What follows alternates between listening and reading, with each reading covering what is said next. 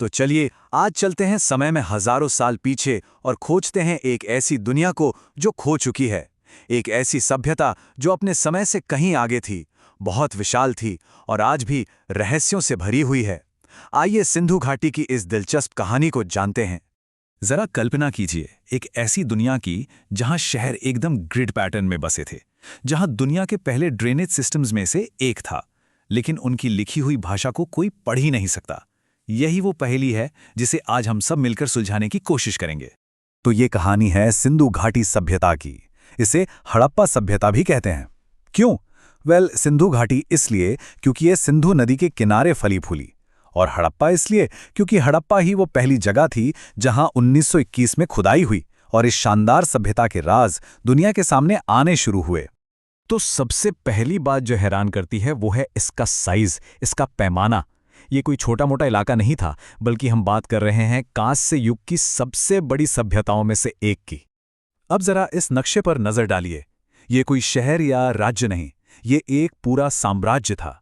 आज के भारत, पाकिस्तान और अफगानिस्तान के हिस्सों में फैला हुआ। पता ये कितना बड़ा था? उस समय के मिस्र और मेसोपोटामिया की सभ्यताओं को अगर मिला भी दें तो भी ये उनसे कई ज्यादा बड़ा था। इसका समय भी बड़ा दिलचस्प है। देखिए, इसका जो सुनहरा दौर था वो लगभग 2600 ईसा पूर्व में शुरू हुआ, लेकिन फिर कुछ हुआ।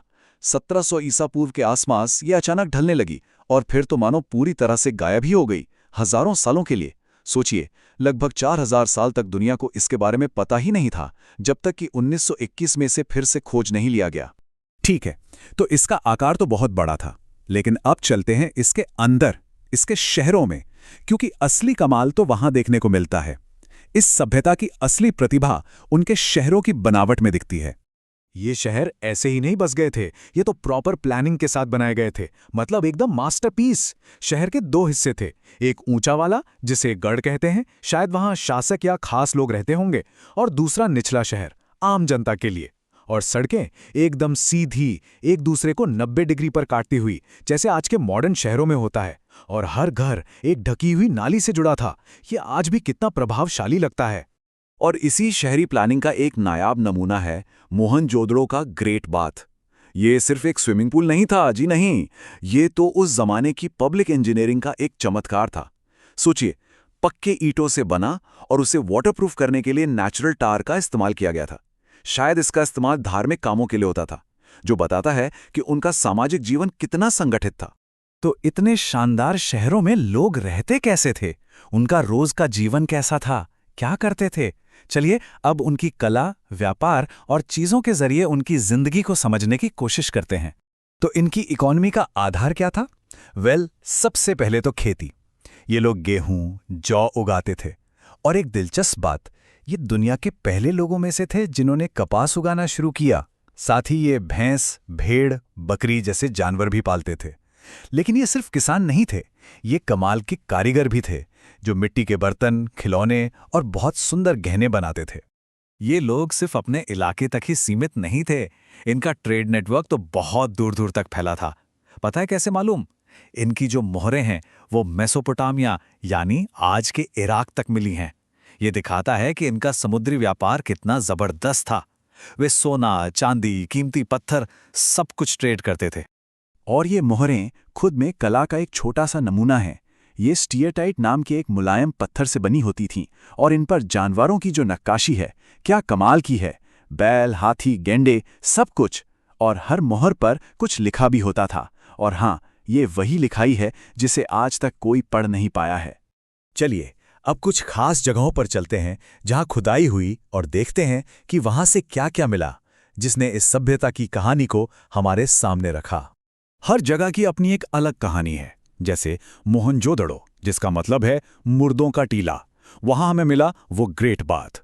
फिर हड़प्पा में बड़े बड़े अन्न भंडार मिले, जिससे पता चलता है कि इनके पास एक बढ़िया फूड सप्लाई सिस्टम था। गुजरात के लोथल में तो एक पूरा का पूरा डॉकयार्ड यानी बंदरगाह मिला। और धोलावीरा का वाटर मैनेजमेंट सिस्टम तो आज भी लोगों को हैरान कर देता है। और मोहनजोदड़ो से मिली एक और चीज है जो बहुत ही फेमस है, ये छोटी सी कांसे की मूर्ति जिसे डांसिंग गर्ल कहते हैं। ये सिर्फ एक मूर्ति नहीं है, ये उस जमाने की आर्ट और मेटल टेक्नोलॉजी दोनों का सबूत है। और जिस लॉस्ट वैक्स तकनीक से इसे बनाया गया था वो उस समय के हिसाब से बहुत एडवांस थी। अब हम आते हैं इस सभ्यता के सबसे बड़े, सबसे उलझे हुए रहस्य पर।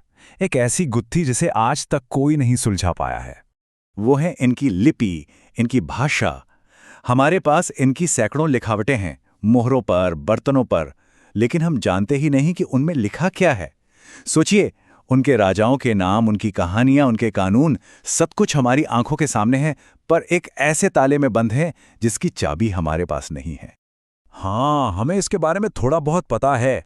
जैसे कि ये एक तरह की पिक्चर राइटिंग थी जिसमें चित्रों का इस्तेमाल होता था, और इसे लिखने का तरीका भी बड़ा अनोखा था, जिसे बोस्ट्रोफिडॉन कहते हैं। मतलब एक लाइन लिखो दाएं से बाएं तो अगली लाइन बाएं से दाएं, जैसे खेत में हल चलता है बिल्कुल वैसे। लेकिन इन खूबसूरत चिन्हों का मतलब क्या है, ये अब भी एक राज है। तो आखिर में हमारे पास क्या है? एक ऐसी शानदार सभ्यता जिसे हम देख तो सकते हैं पर सुन नहीं सकते। हम उनके शहरों की बनावट देख सकते हैं, उनकी कला की तारीफ कर सकते हैं, लेकिन उनके विचार क्या थे, उनकी कविताएं कैसी थीं, उनका इतिहास क्या था, ये सब हम नहीं जानते। और यही बात एक बड़ा सवाल छोड़ जाती है।